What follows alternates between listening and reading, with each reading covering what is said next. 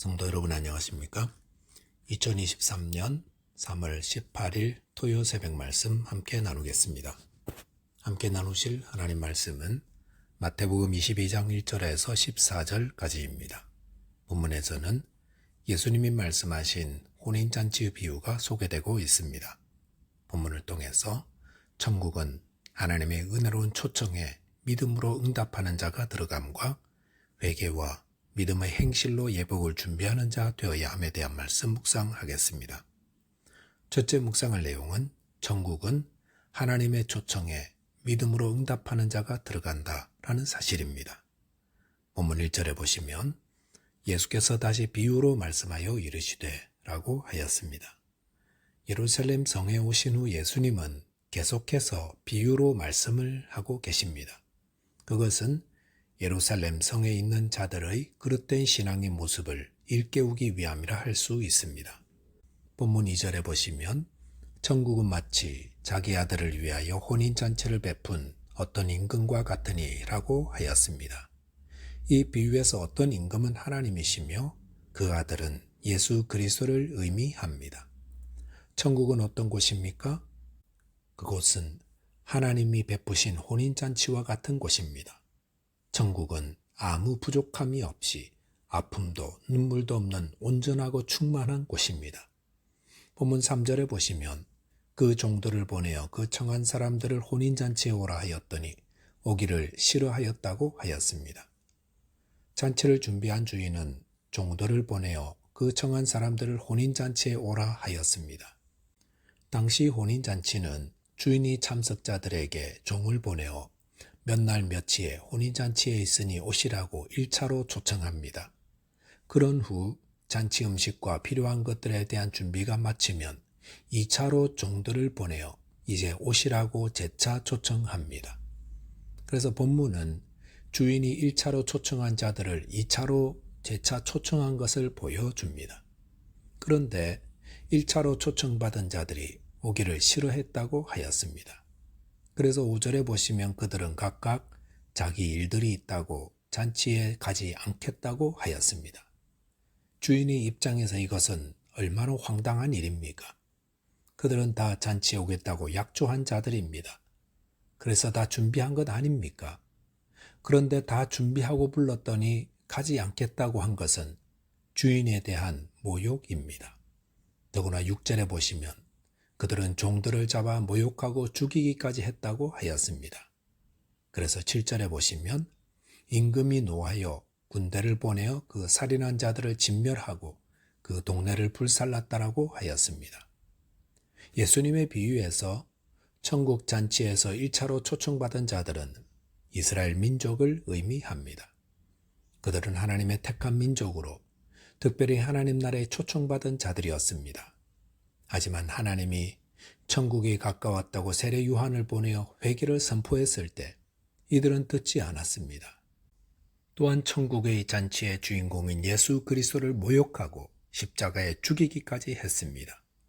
그 결과 하나님이 주후 70년 로마 군대로 하여금 예루살렘 성을 황폐하게 하셨던 것입니다.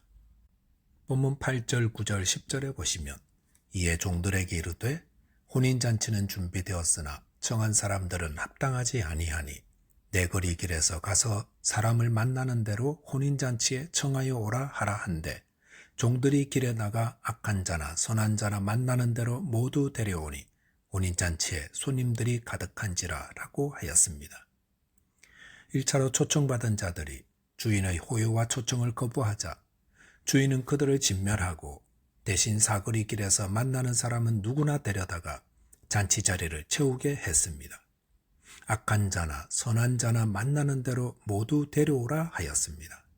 그 결과 잔치 자리는 손님들로 가득했다고 하였습니다.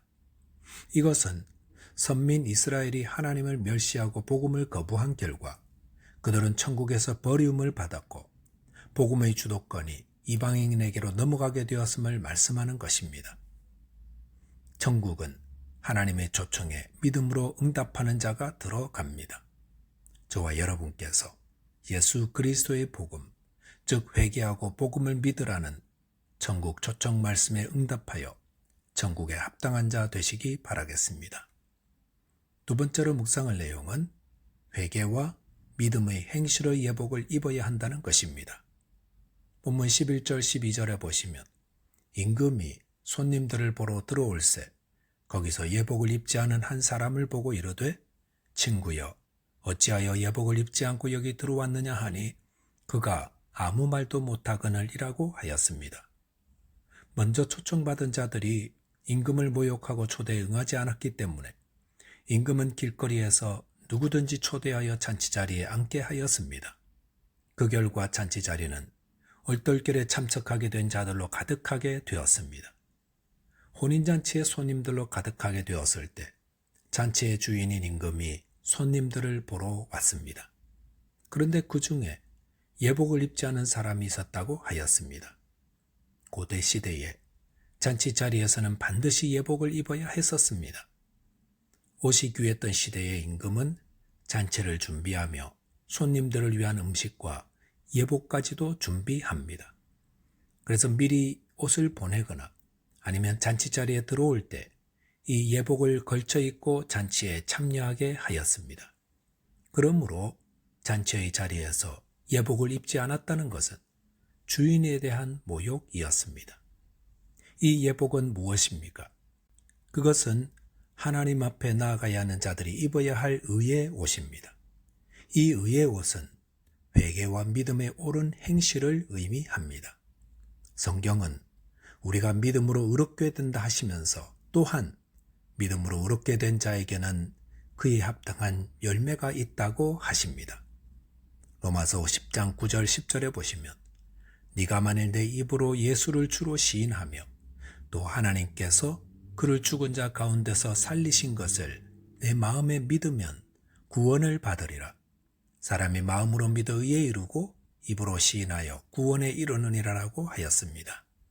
이 말씀에서는 우리가 의롭게 되는 것은 입으로 예수를 주로 시인하며 마음으로 하나님께서 그를 죽은 자 가운데서 다시 살리신 것을 믿을 때라 하였습니다. 우리는 입으로 예수님을 나의 구주로 시인하며 또 마음으로 믿음으로 의롭게 됩니다. 또한 요한계시록 19장 8절에 보시면 그에게 빛나고 깨끗한 세마포 옷을 입도록 허락하셨으니 이 세마포 옷은 성도들의 옳은 행실이로다라고 하였습니다. 이 말씀은 어린 양의 혼인잔치 자리 즉 천국잔치에 청함받은 자들에게 주시는 것입니다. 그들에게 허락된 빛나고 깨끗한 세마포 옷은 성도들의 옳은 행실이라 하였습니다. 천국은 예수를 믿음으로 회개하며 또 그의 합당한 행실의 열매를 맺히는 자가 들어가는 곳입니다. 왜 오늘 이 비유의 말씀이 10절에서 마치지 않고 11절로 이어지는 것입니까? 그것은 아무리 천국잔치에 초청을 받은 자라 할지라도 예복을 갖추지 않은 자들은 바깥 어두운 데 던져져 슬피 울며 이를 갈게 될 것이기 때문입니다. 본문 12절에 보시면 이르되 친구여 어찌하여 예복을 입지 않고 여기 들어왔느냐 하니 그가 아무 말도 하지 못했다고 하였습니다. 임금은 예복을 입지 않은 자에게 친구여 어찌하여 예복을 입지 않고 여기 들어왔느냐라고 물었습니다. 그리고 그 질문에 그는 아무 말도 못했다고 했습니다. 그것은 그가 자신의 잘못을 알고 있었다는 것을 의미합니다. 그는 이미 예복을 입어야 한다는 사실도 알고 있었고 예복을 입을 기회도 주어졌었지만 그것을 고의로 입지 않았다는 것입니다. 이것은 종말에 있을 심판의 모습을 보여줍니다. 예수님이 말씀하신 심판의 자리에 대한 이야기의 공통점은 지옥으로 던져질 자들은 아무 말도 못한다는 것입니다. 그것은 이미 다 알고 있었다는 겁니다. 주님 앞에서 버림을 당하는 자들은 알면서도 행하지 않는 자들입니다.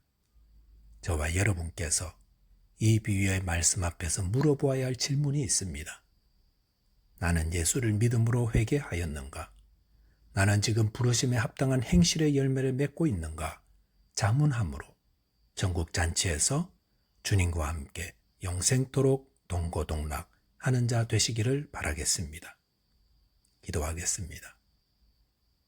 하나님 아버지, 저희를 천국 잔치에 초대해 주심을 감사합니다. 이 초대에 믿음으로 응답하여 자신의 죄를 회개하며 부르심에 합당한 행위의 열매를 맺는 자 되게 하여 주옵소서. 예수 그리스도 이름으로 기도하옵나이다. 아멘. 오늘도 믿음 안에서 승리하는 하루 되시기 바라겠습니다. 감사합니다.